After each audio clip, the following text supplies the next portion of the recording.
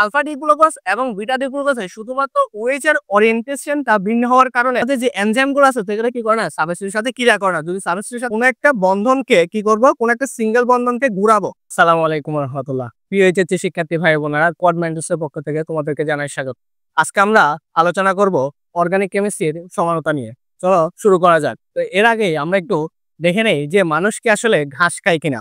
চলো, মানুষ ঘাস কেন খায় না বা ঘাস কেন মানুষের হজম হয় না সেটা নিয়ে আমরা একটু বিস্তারিত দেখে আসার চেষ্টা করি।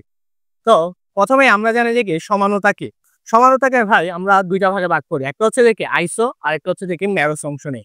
তাহলে আমরা জানি আইসো, আইসো মানে ইকুয়াল, ইকুয়াল মানে হচ্ছে দেখি একই, অ্যান্ড ম্যারোস হচ্ছে দেখি পাদ বা অংশ।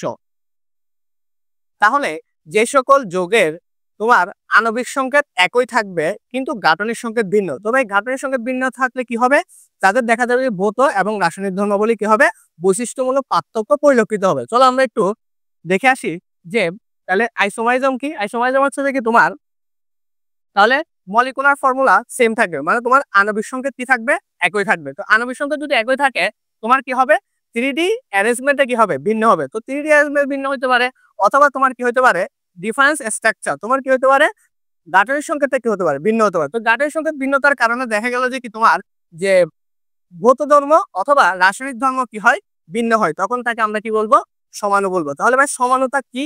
সমানতা হচ্ছে দেখি যে সকল যৌগের আণবিক সংকেতও তোমার কি থাকবে একই, কিন্তু তোমার হয় 3D অ্যারেঞ্জমেন্টটা ভিন্ন হবে অথবা তোমার গাঠনিক সংকেতটা ভিন্ন হবে। তো ভিন্নতার কারণে দেখা গেল যে আমার যে তার ভৌত ধর্ম এবং রাসায়নিক ধর্ম কি হবে, ভিন্ন হবে। ফলে দেখা যাবে যে কি আমার ভিন্ন হওয়ার কারণে তার প্রপার্টিস এর মধ্যে ভিন্ন আসবে।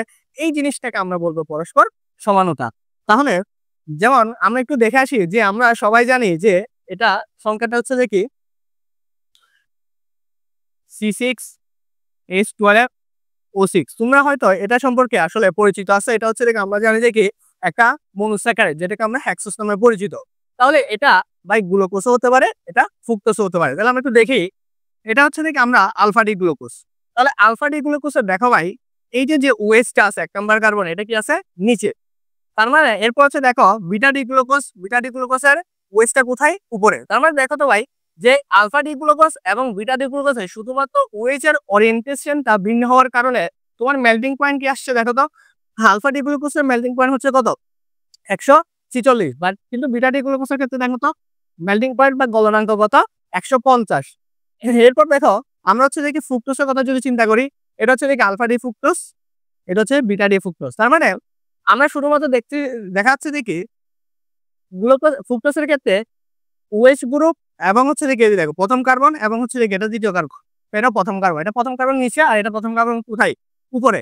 তার মানে এই যে CH2 এবং OH গ্রুপের ভিন্নতার কারণে এটা মেল্টিং পয়েন্ট কত আসছে, 103 ডিগ্রি। তার মানে দেখা যাচ্ছে দেখি আণবিক সংকেত তোমার কি মলিকুলার ফর্মুলা কি, CH2 C6H12O6, molecular formula same, মানে আণবিক সংকেত একই, কিন্তু দেখা যাচ্ছে যে কি তোমার শুধুমাত্র এর স্ট্রাকচার ভিন্নতার কারণে এর কি আসছে, গলনাঙ্কের মধ্যে কি আসছে, পরিবর্তন আসছে। তার মানে আমরা একটা জিনিস বলতে পারি যে সমানতা মানে কি, সমানতা মানে হচ্ছে যে যাদের আণবিক সংকেত একই কিন্তু গাঠনিক সংকেত ভিন্ন। তার মানে গাঠনিক সংকেত ভিন্নতার কারণে দেখা যাচ্ছে যে কি এদের ভৌত ধর্ম কি পাচ্ছি, ভিন্নতা পাচ্ছি। আবার আরেকটা জিনিস জানি যে কি, আমরা জানি যে কি গ্লুকোজের মধ্যে একটা কি থাকে, তোমার অ্যালডিহাইড গ্রুপ থাকে, আর ফ্রুক্টোজের মধ্যে কি থাকে ভাই, ফ্রুক্টোজের মধ্যে তোমার কিটোন গ্রুপ থাকে। তো দেখা যাচ্ছে দেখি ভাই গ্লুকোজের মধ্যে এই অ্যালডিহাইড গ্রুপটা কি হয়, তোমার সরাসরি ফেলিং দমনে কি হয়, বিজারিত হয় তোমার। তাহলে আমরা একটা রাসায়নিক প্রপার্টি কি পাচ্ছি বা একটা রাসায়নিক ধর্ম কি পাচ্ছি, আমরা গ্লুকোজকে সরাসরি ফেলিং দমনে জারিত করতে পারি। বাট কিন্তু দেখা যায় যে কি আমার যে কার্বনিক মূলক সরাসরি কি হয় না, তোমার ফেলিং দমনে বিক্রিয়া দেয় না। তার মানে কার্বনিক মূলক কি করে, প্রথমে তোমার অ্যালডিহাইড মূলকে কি হয়, প্রতিস্থাপিত হয় বা ট্রান্সফার হয়। তার মানে দেখা যাচ্ছে যে কি যে আমরা সরাসরি গ্লুকোজের ক্ষেত্রে ফেলিং দমনে বিক্রিয়া পেলেও আমরা কি পাই না, ফ্রুক্টোজের ক্ষেত্রে সরাসরি কি পাই না, বিক্রিয়া পাই না। চলো একটু সামনে যাওয়া যাক। এটা হচ্ছে দেখি তোমাদের সেই প্রশ্ন যেটা হচ্ছে দেখি মানুষ কেন ঘাস খায় না। তার মানে তোমরা দেখো যে আমরা যদি দেখি এটা হচ্ছে দেখি আমাদের সেলুলোজ, আর একটা হচ্ছে দেখি সরি এটা হচ্ছে দেখি গ্লুকোজ, যেটা হচ্ছে দেখি আমরা স্টার্চ নামে পরিচিত, আর একটা হচ্ছে দেখি সেলুলোজ। তোমরা হয়তো জানো যে সেলুলোজ কোথায় থাকে ভাই, সেলুলোজ থাকে ঘাসে। তাহলে আমরা ঘাসে কি পাই, ঘাসে পাই যে কি সেলুলোজ। আর তাহলে আমরা ভাত বা চালে কি পাই, স্টার্চ পাই। তাহলে এখানে দেখা যায় যে কি সেলুলোজ এবং স্টার্চ তোমার মলিকুলার ফর্মুলা কি দেখো ভাই, C6H10O5। এটা হচ্ছে n সংখ্যক পরমাণু দ্বারা গঠিত। তার মানে তুমি ভাই দেখো এখানে হচ্ছে দেখি সবগুলা আণবিক সংকেত একই, তোমার আণবিক সংকেত সেম, কিন্তু তুমি আণবিক সংকেতটাকে তোমার গাঠনিক স্ট্রাকচারটা ডিফারেন্স হওয়ার কারণে আমার কি হচ্ছে, আমার স্টার্চটা কিন্তু কি হয়, আমার হজম হয়, বা স্টার্চ পরিপাককারী এনজাইম কি করে, আমার সাবস্ট্রেট হিসেবে কাজ করে। বা দেখা যাচ্ছে যে কি আমার সেলুলোজটা কি হয় না, আমাদের শরীরে হজম করতে পারে না, কারণ সেলুলোজে কি থাকে না।